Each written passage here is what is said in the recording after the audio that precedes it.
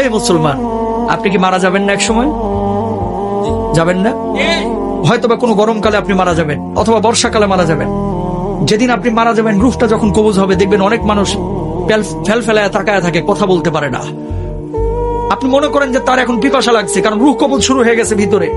দুনিয়ার সবচেয়ে কঠিন সময় হচ্ছে এই সময়টা, যে সময়টা মানুষের রূহটা কবজ হবে। তখন আপনি যে এই যে মুখে পানিটা ঢেলে দেন, দেখবেন যে পানিটা গিলতে পর্যন্ত পারে না, ঠোঁটের দুই কিনারা দিয়ে ওই পানিটা বের হয়ে যায়। আল্লাহু আকবার। ঠিক ওই সময়টা আপনার স্ত্রী আপনার দিকে তাকিয়ে থাকে, আপনার ছেলে আপনার দিকে তাকিয়ে থাকে, আপনার মেয়ে আপনার দিকে তাকিয়ে থাকে, আপনিও কিন্তু তাদের দিকে তাকিয়ে থাকেন। অনেক কিছু বলতে চান কিন্তু বলতে পারেন না, কারণ আপনার ভিতরে যে জ্বালা তৈরি হয়েছে, এই জ্বালা আপনি ছাড়া আর কেউ বুঝতে পারে না, ঠিক কিনা? যখন মালাকুল মাউত রূহটা কবজ শুরু করে, মানুষজন যারা অপরাধী বারবার একটা কথা বলে, ও মালাকুল মাউত, এবারের মতো আমাকে ছেড়ে দাও, আমাকে নিও না, এবারের মতো তুমি আমাকে ছেড়ে দাও, আমাকে নিও না, আমাকে 10টা দিন সময় দাও, 2টা দিন সময় দাও, এই অবস্থায় আমি কবরে গেলে আমি জাহান্নামী হব, আমাকে মাফ করে দাও, আমার রূহটা এখন কবজ করো না। কিন্তু আমার আল্লাহ রাব্বুল আলামিন কি বলছেন? হাত্তা ইদা জাহাদাহুল মাউত ক্বালা রাব্বিরজিউন লাআল্লি আ'মালা সালিহান ফীমা তারাকতু কাল্লা। আমার আল্লাহ রাব্বুল আলামিন বলছেন, এই দুনিয়ার মানুষ, তোর কি আমি 60 বছরের জীবন দেই নাই? তোর কি আমি 40 বছরের জীবন দেই নাই? তুই কেন তখন বুঝলি না? কেন সৎ কাজ করলি না?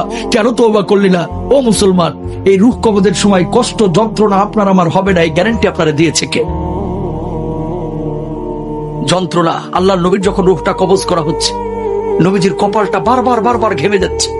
আমাদের আয়েশা বলতেছেন, ইয়া রাসূলুল্লাহ, আপনার কপালটা ঘেমে যাচ্ছে কেন? আল্লাহর নবী বলছে, আয়েশা, আমার বুকের উপরে যেন উহুদ পাহাড়টা চেপে ধরা হয়েছে। আল্লাহু আকবার। আল্লাহর নবীর যদি এই অবস্থা হয়, আপনার আবার অবস্থাটা কি হতে পারে আপনি জানেন না? এই বাড়ি যাবে না আপনার সঙ্গে, গাড়ি যাবে না, কিচ্ছু যাবে না।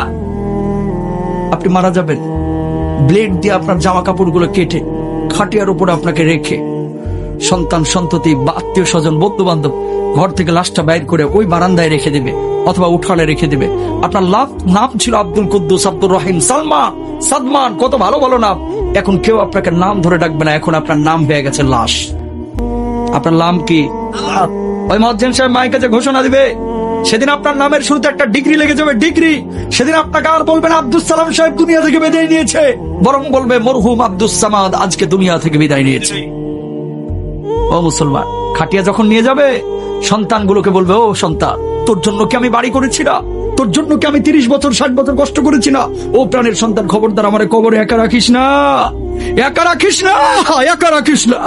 ওই সন্তানগুলো কবরের মধ্যে নামবে, বাবাকে যখন শুইয়ে দিবে, সন্তানগুলো একজন করে যখন উঠে যাবে, বাবা বলবে, ও সন্তান, তোর জন্য আমার জীবনের 30টা বছর শেষ করে দিয়েছি, ও সন্তান প্লিজ আমার একা রেখে যাস না, আমি থাকতে পারবো না, আমি থাকতে পারবো না। একজন করে উঠে যাবে। বাসগুলো যখন কবরের উপরে দেওয়া হবে, আপনি আকাশের দিকে